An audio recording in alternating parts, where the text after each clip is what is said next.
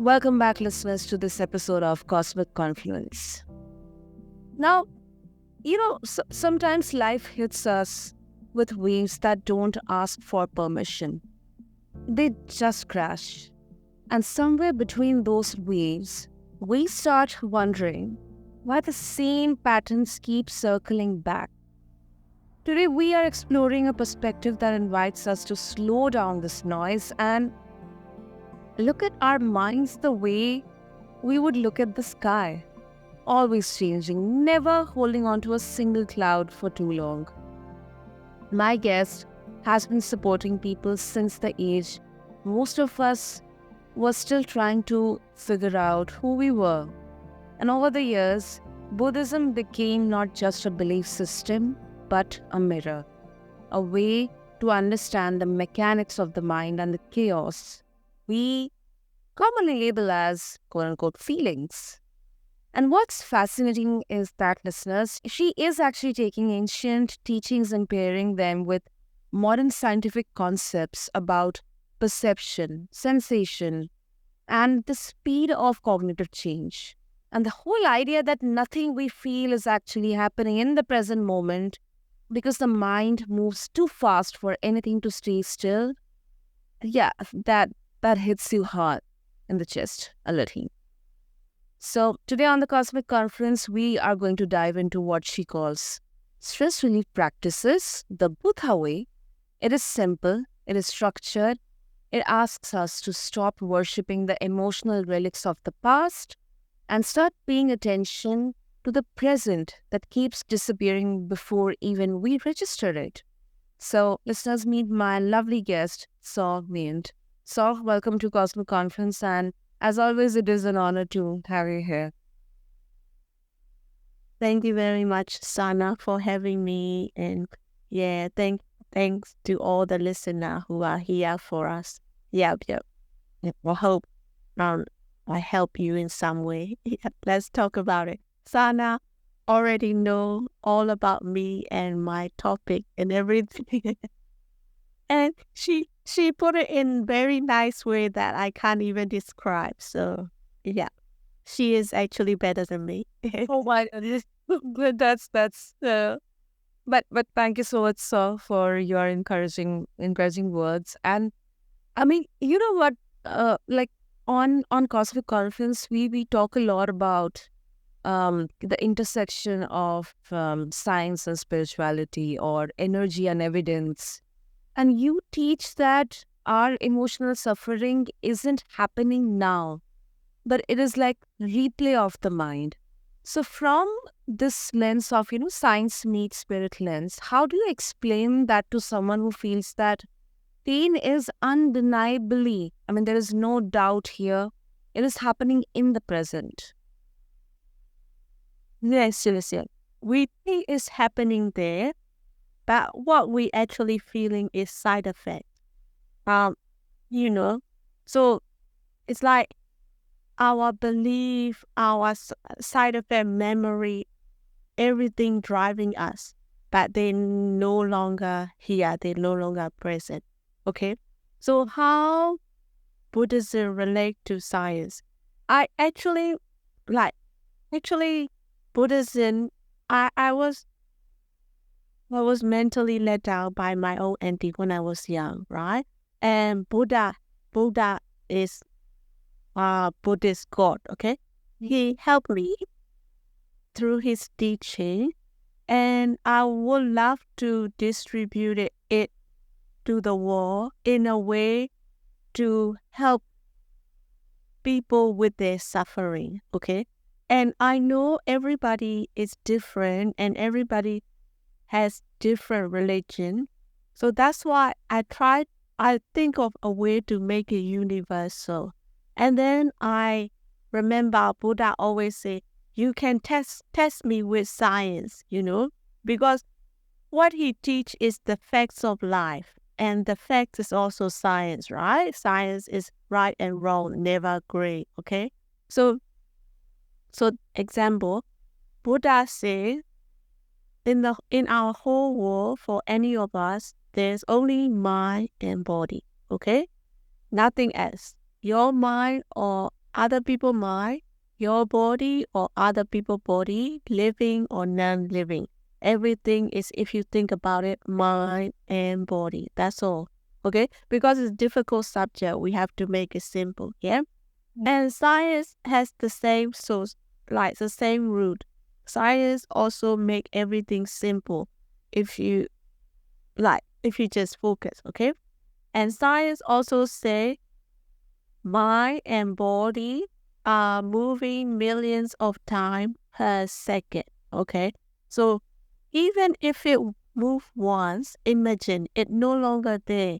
Even if you focus on present, because present already moved before your eyes, it like, and we are having feeling, and our feeling have to base on something.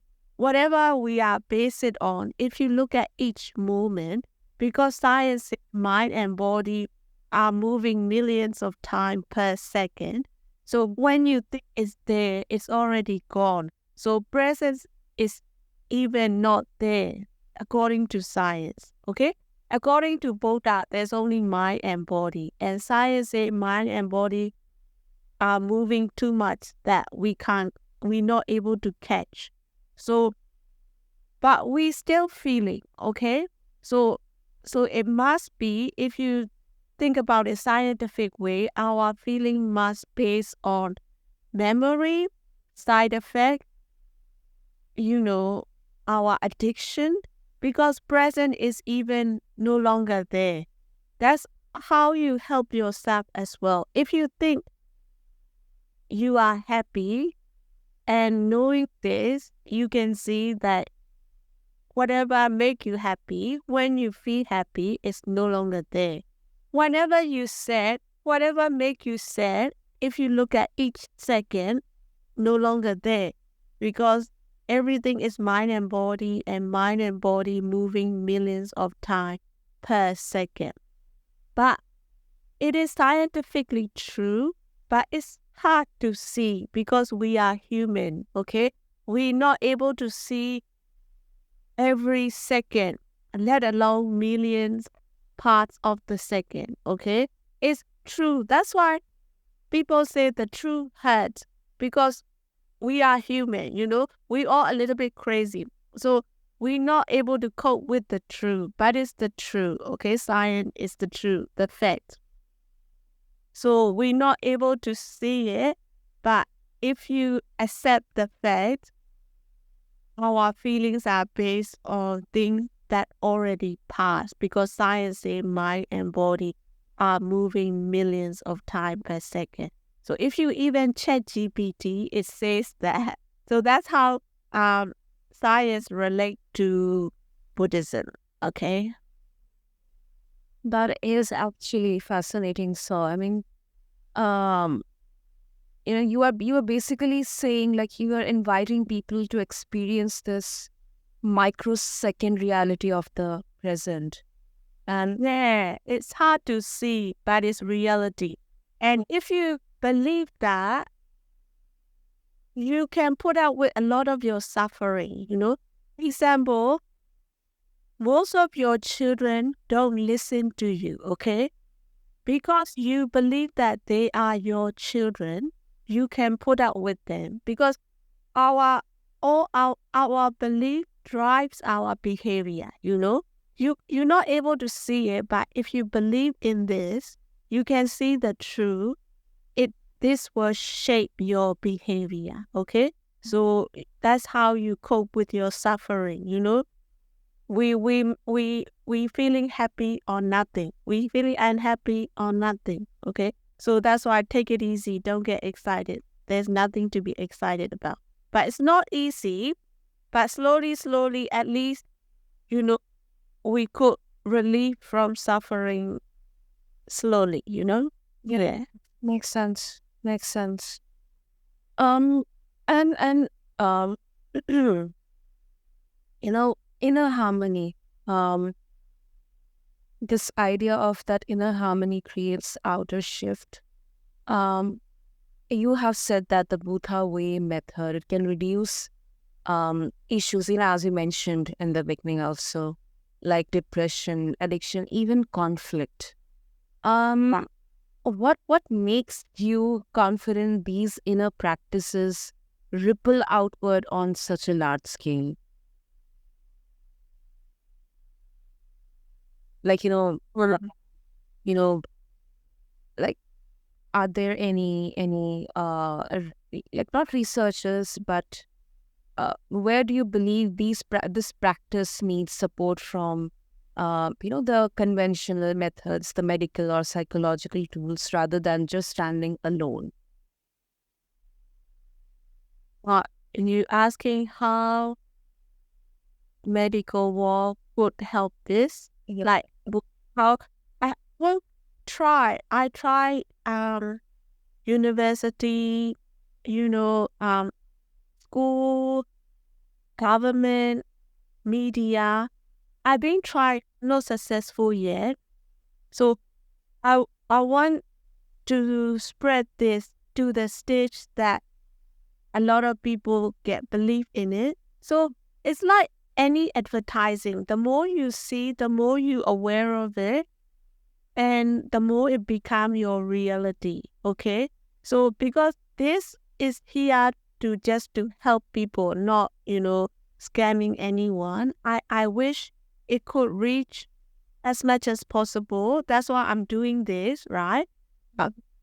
Um, and believe me, I try everything, but I started to get traction in podcasts, and you guys have the right audience. So I'm very glad.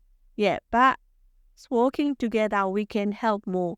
But Buddha always say, okay, there's only sand and water in the world, okay? And there's a lot of sun, what do you call soil or sand or whatever in the world, but you can only hold a handful, right? It's like this. You try everything everywhere, but I might only be able to help a handful of people. It's okay, because even if you have a perfect method, not everyone resonate with you. Not everyone will help you like Sana does. So, so I am hopeful. I'm trying my best, and you here facilitating this, and your audience hearing this, everything help, and we just doing the right thing. And I'm doing this as for charity purpose. I have a registered charity set up in Australia to do this. So yeah. Well, I really love your honesty, because um I think it's more than just explaining it clearly. It's more than I think it's more justified to first experience it, because yes, it will take its own sweet time. But in here it is also backed by science, and it's logical.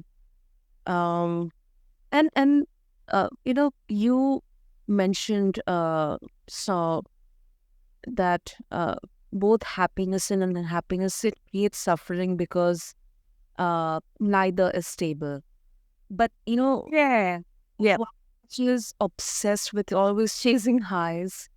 How do you uh like teach detachment without sliding into any emotional avoidance? Yeah. We are still human, right?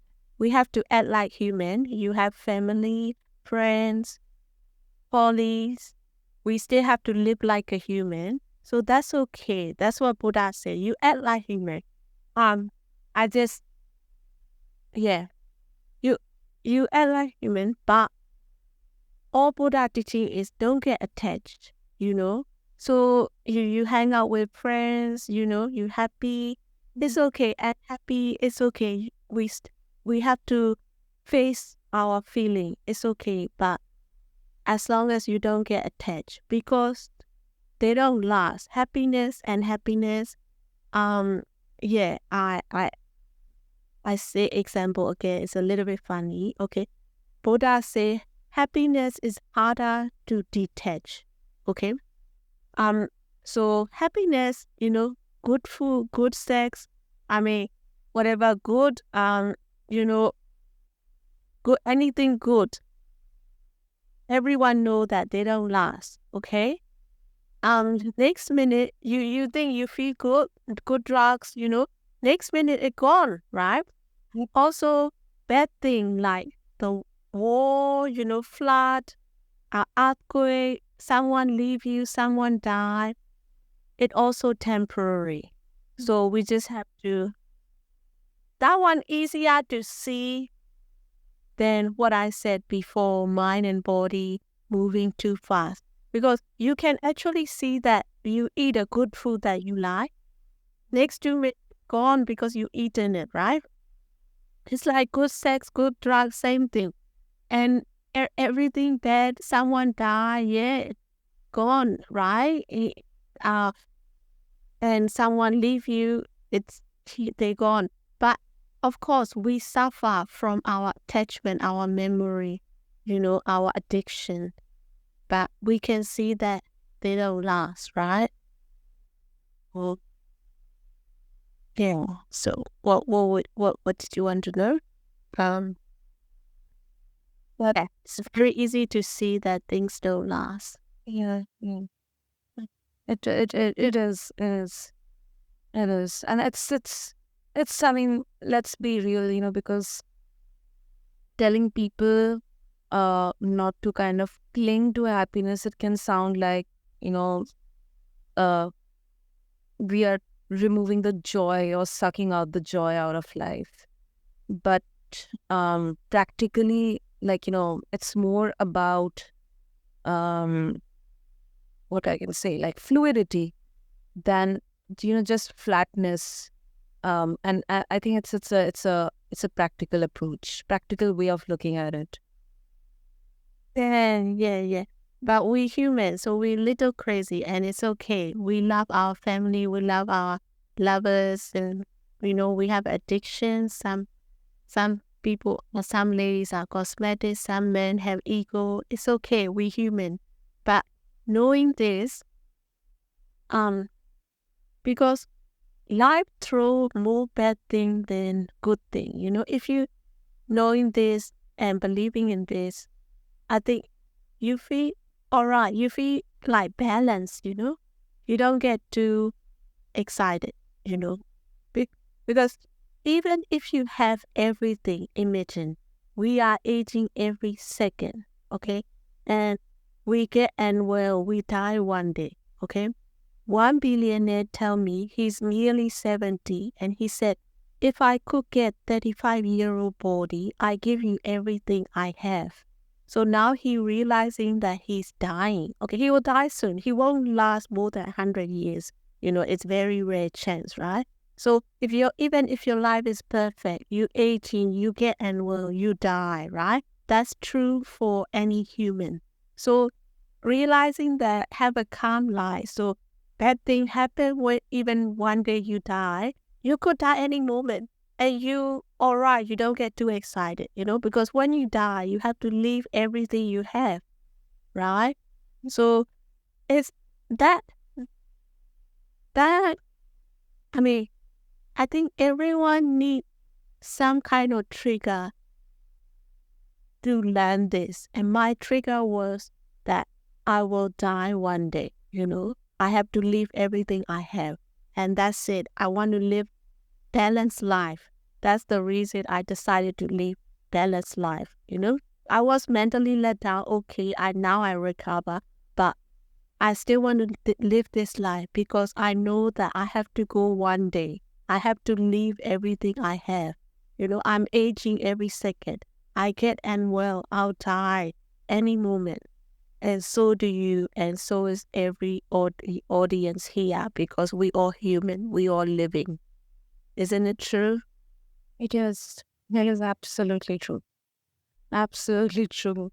And this is something that I know so many people have actually uh, learned the hard way. And I strongly believe that, anyway, we have to leave, our bodies have to leave this earthly or both. So why not enjoy every single present moment?